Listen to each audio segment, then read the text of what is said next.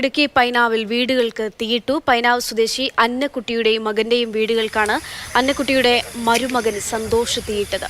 അന്നക്കുട്ടിയെയും ചെറുമകളായ 2.5 വയസ്സുള്ള ലിയയെയും June 5-ന് petrol ഒഴിച്ച് തീ കൊളുത്തി സന്തോഷ് കൊലപ്പെടുത്താൻ ശ്രമിച്ചിരുന്നു. ജെയിൻ എസ് രാജു വിവരങ്ങൾ നൽകാനായിട്ടുണ്ട്. ജെയിൻ, വീടുകൾക്ക് തീയിട്ടു എന്നുള്ള വിവരം വരികയാണ്. ഇപ്പോൾ തീ അണയ്ക്കാനുള്ള ശ്രമം എങ്ങനെയാണ് നടക്കുന്നത്? ആർക്കെങ്കിലും പരിക്കുണ്ടോ, പൊള്ളലേറ്റിട്ടുണ്ടോ?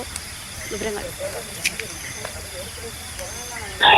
അക്ഷയ, ഇന്ന് രാത്രിയാണ് ഈ സംഭവം നടന്നത്. ആരാണ് തീയിട്ടത് എന്ന കാര്യം വ്യക്തമല്ല. പക്ഷേ കഴിഞ്ഞ ജൂൺ 5-ാം തീയതി ഈ വീട്ടിൽ താമസിച്ചിരുന്ന അന്നക്കുട്ടിക്കും അതോടൊപ്പം തന്നെ 2 വയസ്സ് മാത്രമുള്ള ലിയ എന്ന ഇവരുടെ ചെറുമകൾക്ക് നേരെയും പെട്രോൾ ആക്രമണം ഉണ്ടായിരുന്നു. പെട്രോൾ അഴിച്ചതിന് ശേഷം ഇവർ താമസിച്ചിരുന്ന വീടിന് തീ കൊളുത്തുകയായിരുന്നു.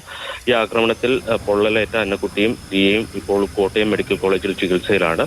കഴിഞ്ഞ 10-12 ദിവസമായി ഇവർ ആശുപത്രിയിൽ കഴിയുന്നു. അതോടൊപ്പം തന്നെ അന്നക്കുട്ടിയുടെ നില അതീവ ഗുരുതരവുമാണ്.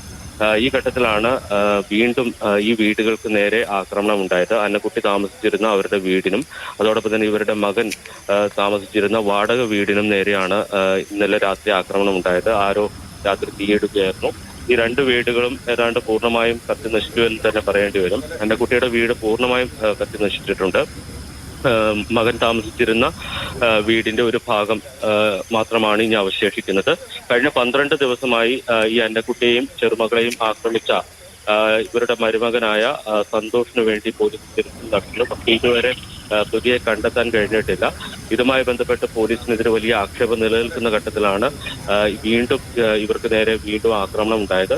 ആരാണ് ഈ വീടുകൾക്ക് തീയിട്ടത് എന്ന് വ്യക്തമല്ല. എന്തായാലും പോലീസ് ബന്ധപ്പെട്ടവരും അവിടെ ഇപ്പോൾ എത്തിയിട്ടുണ്ട്. ഫയർഫോഴ്സ് എത്തി നേരത്തെ തന്നെ ഈ 2 വീടുകളിലെയും തീ അണച്ചിരുന്നു. ഈ വീടുകളിൽ ഈ സമയത്ത് ആരും ഉണ്ടായിരുന്നില്ല. കാരണം കോട്ടയം മെഡിക്കൽ കോളേജിൽ കഴിയുന്നവരെ അല്ലെങ്കിൽ അന്നക്കുട്ടിയെയും ചെറുമകളിലെയും ചികിത്സയ്ക്കായി അവരെല്ലാം കോട്ടയത്തായിരുന്നു. അതുകൊണ്ടാണ് മറ്റ് അപകടങ്ങളൊന്നും ഉണ്ടാകാതിരുന്നത്. പക്ഷേ ശരി.